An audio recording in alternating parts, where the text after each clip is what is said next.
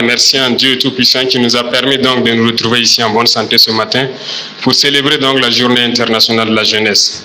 Jeunesse dont je fais bien sûr partie, même s'il y a certaines personnes qui par l'âge se croient vieux, mais ils sont jeunes dans la tête. Merci donc à tous. Nous célébrons donc cette journée dans un contexte un peu particulier, comme les prédécesseurs l'ont signifié, ce contexte de conflit. Ce conflit que nous qualifions que autre chose que la manifestation violente, barbare de l'impérialisme, du néocolonialisme, de l'esclavage qu'on tend à nous imposer aujourd'hui. Ce que nous avons qualifié de terrorisme. Mais comme ils l'ont dit, nous avons fait appel à la jeunesse à un moment donné pour combattre ce fléau. Et la jeunesse a répondu massivement. Aujourd'hui, plusieurs jeunes sont enrôlés comme VDP et d'autres attendent. Nous pouvons les voir à travers les artères de nos villes. Cela nous va droit au cœur et nous osons croire que les jeunes ont compris pourquoi nous devons nous battre. Si nos aïeux se sont battus pour nous léguer des terres qu'on appelle aujourd'hui Burkina Faso, cela veut dire que nous devons nous battre aussi pour léguer quelque chose à nos enfants. Si Dieu a fait que notre génération est confrontée donc aujourd'hui à ce combat, c'est parce qu'il sait que nous avons la capacité d'y arriver.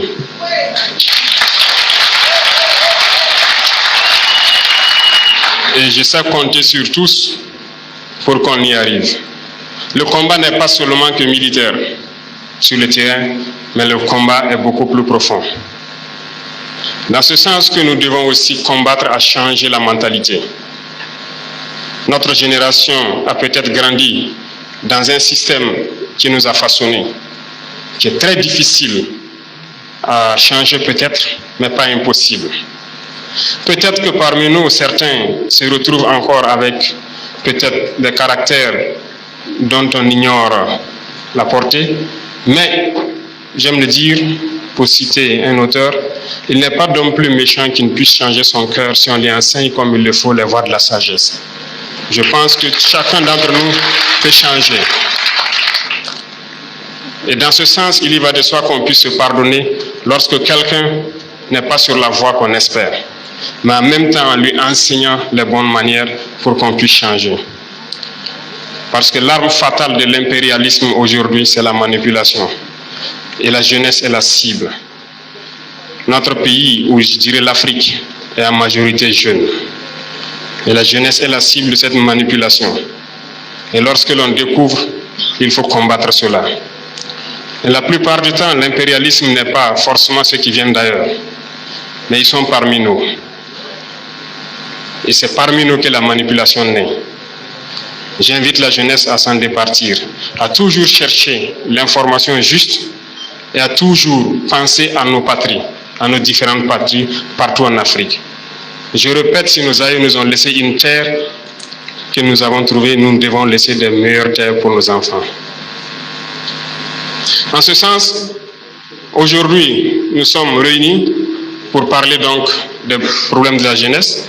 Nous allons nous faire des promesses, certes, voir des perspectives, mais aussi se lancer des défis. Je pense que le parrain et la marraine vous ont lancé des défis et le ministre a souhaité vous donner chacun 300 francs. Mais je crois que le défi va au-delà de cela. Parce qu'il faut que la jeunesse comprenne aussi quelque chose.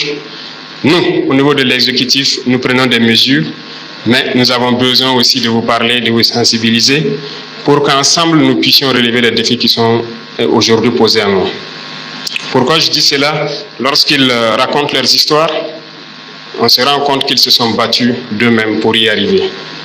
Aujourd'hui, comme le ministre l'a signifié, instruction a été donnée pour qu'on puisse créer un fonds unique qui puisse soutenir la jeunesse dans l'entrepreneuriat.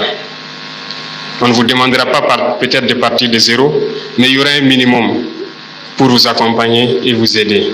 Parallèlement à cela, il y a très peu de temps, nous avons tout fait pour élaguer tout ce qui est fiscalité au niveau donc des jeunes entreprises qui devront se créer. Cela pour accompagner que vous ne vous retrouvez pas confrontés dès les premières années à certaines difficultés.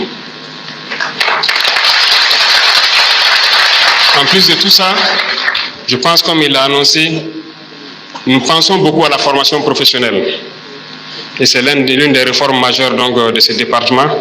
Et je pense qu'au passage à l'université, on l'avait bien fait savoir, il ne s'agit pas aujourd'hui de bosser, d'avoir un diplôme et de chercher à être employé. Il s'agit aussi d'apprendre des métiers et de pouvoir exercer. Donc nous cherchons aujourd'hui à réorienter une bonne partie de la jeunesse vers l'emploi professionnel.